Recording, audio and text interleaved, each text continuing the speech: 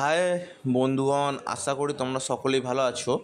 আজকে আমি পশ্চিমবঙ্গের বাইরে আছি, ঠিক আছে, সম্পূর্ণ পুরীতে এসেছি। তারপরও তোমাদের নিয়ে ভিডিও করা ছাড়ছি না, কারণ আমি জানি তোমাদের অধীর আগ্রহে বসে থাকো তোমাদের ভিডিওর জন্য। তাহলে ভিডিওতে কিছু ইনফরমেশান আমি এখান থেকে বসে বসে জোগাড় করছি, ল্যাপটপ বা ডেস্কটপের মাধ্যমে বা ফোনের মাধ্যমে, তখন তোমাদের সামনে উপস্থাপন করছি। তো আমি তোমাদের সামনে একটা কথাই বলতে চাই যে তোমাদের প্রথমে কমেন্টগুলো পড়ে কমেন্টের রিপ্লাইগুলো পয়েন্ট টু পয়েন্ট বলি। প্রথম কেস দেখো, আমার তো ফরওয়ার্ড বাই এইচওয়াই হয়ে আছে 5 মাস ধরে। দেখো, তোমার ফরওয়ার্ড বাই এইচওয়াই হয়ে আছে বা যাদের এরকম প্রবলেম হচ্ছে তারা তো আমার সাথে একবার মেলে কন্ট্যাক্ট করতে পারো, বা আমার হোয়াটসঅ্যাপ নাম্বার তো দেওয়া আছে, ওখানে হোয়াটসঅ্যাপ করতে পারো তোমরা।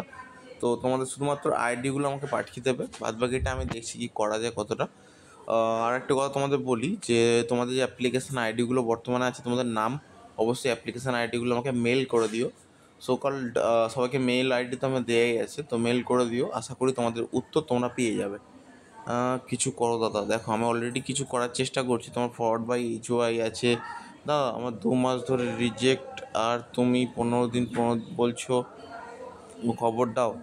দেখো, 15 দিন পর তোমাদের অ্যাপ্লিকেশান রিজেক্ট হোক বা ফরওয়ার্ড হোক বা যাই হোক, তো তোমরা দেখতেই পাচ্ছ। দেখো, অনেক ভালোবাসা রইলো, অসংখ্য ধন্যবাদ তোমাকে, তোমার প্রতি অনেক ভালোবাসা রইলো। তুমি যেহেতু জানো সব কিছু, তাহলে তুমি ভিডিওতে এসেছো কেন আমি সেটাই জানি না। হয়তো তোমার ইউটিউব চ্যানেলটার প্রতি এখনও গ্রো হচ্ছে না। সবাই পারলে একটু এই ভাইটাকে একটু সাবস্ক্রাইব করে দিও, ঠিক আছে। এই যে নিচে যে ভাইটা আছে গিটার হাতে করে, না কি একটা আছে না, দেখতে পাচ্ছি না, ওদের ভালো হবে। দেখো দাদা, 2 মাস ধরে রিজেক্ট, তুমি 15 দিন। দেখো, 2 মাস ধরে রিজেক্ট হয়ে পড়ে আছে, তুমি নতুন করে আপলোড করেছো।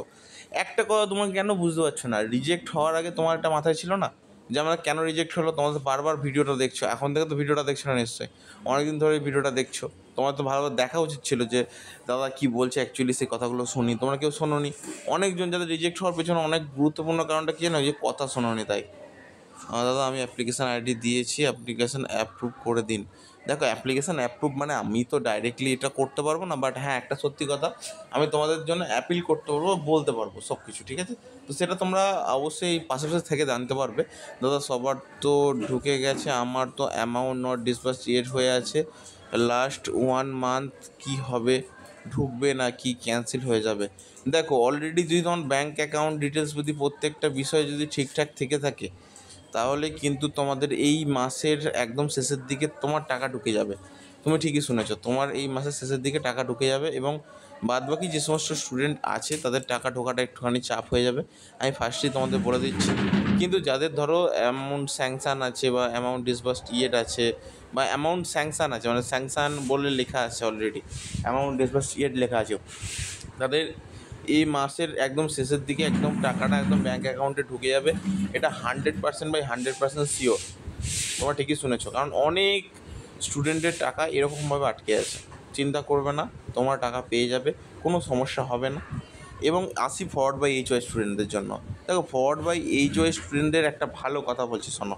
হ্যাঁ, আমি তোমাকে এইটা কথাই বলছি দাদা, আমার প্রায় 1 মাস ধরে অ্যাপ্লিকেশান প্রোফাইলে আমি শো করছে application sanction scholarship amount disburse it may take a few days of the amount credited in bank account. এরকম অনেক স্টুডেন্টেরই আমি দেখেছি, 20 থেকে 30 জন স্টুডেন্টেরই কিন্তু bank account already already official ওয়েবসাইটে ডাইরেক্টলি যখন প্রোফাইল আইডি এবং পাসওয়ার্ড দিয়ে খুলেই একই স্ট্যাটাস দেখাচ্ছে। অনেক ছাত্রছাত্রী সবারই একই স্ট্যাটাস দেখাচ্ছে, বাট তারপরেও তারা কিন্তু টাকা ব্যাঙ্ক অ্যাকাউন্টে পায়নি। এর আসল কারণ কি? তোমাদের ট্রেজারি অফিসারে অলরেডি তোমাদের উদ্দেশ্যে টাকা পাঠানো হয়ে গেছিলো, কিন্তু তারপরে তোমাদের ব্যাঙ্ক অ্যাকাউন্টে ঢোকেনি কোনো টাকা। এর একটাই অর্থ হচ্ছে তোমাদের টাকার শর্টেজ। যে পরিমাণে টাকা শর্টেজ হয়েছে, এরকম অনেক স্টুডেন্ট আছে যাদের টাকা পুরোপুরি পায়নি। তো এটাই সবথেকে বড় কারণ ছিল যে শর্টেজ অফ মানি, এই জন্য তোমার টাকাটা পাওনি। তো চিন্তা করো না, তো সকলেই টাকাটা পেয়ে যাবে, অসুবিধা কিছু হবে না। এরপর দেখি আর দাদা কী করব। দেখো, একটাই কথা বলি, তুমি এই মুহূর্তে বর্তমান মুহূর্তে তোমাদের সকলকেই বলছি, যাদের ব্যাঙ্ক অ্যাকাউন্টের প্রতি প্রবলেম আছে, তারা পরপর প্রত্যেক দিন একই মেল করে যাও, একই ফোন করে যাও, একদিন না একদিন ঠিক রেসপন্স পাবে, আর সেই দিনই তোমাদের কিন্তু ভাগ্যের চাকা খুলে যাবে। কারণ ধরো তোমাদের অ্যাপ্লিকেশান কোনো কারণে রিজেক্টেড বা কোনো কারণে কোনো কিছু প্রবলেম হয়ে গেছে, সেই অ্যাপ্লিকেশানগুলো কিন্তু পরবর্তীকালে ভেরিফাই হতে একটু বেশি সময় লাগে, এটা একদম সত্যি কথা। কিন্তু তোমাদের ভেরিফাই হয়ে যাবে, এইটুকু তোমাদের আমি অ্যাসিওর করে বলছি। আর কোনো ছাত্রদের টাকা পাবে না এরকম কেউ থাকবে না যদি তোমাদের অ্যাপ্লিকেশান সব ঠিকঠাক করে রাখো।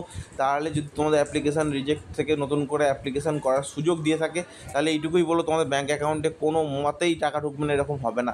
সবাই টাকা পাবে, এইটুকু গ্যারান্টি দিলাম আমি তোমাদের সামনে গ্যারান্টি দিলাম, ঠিক আছে?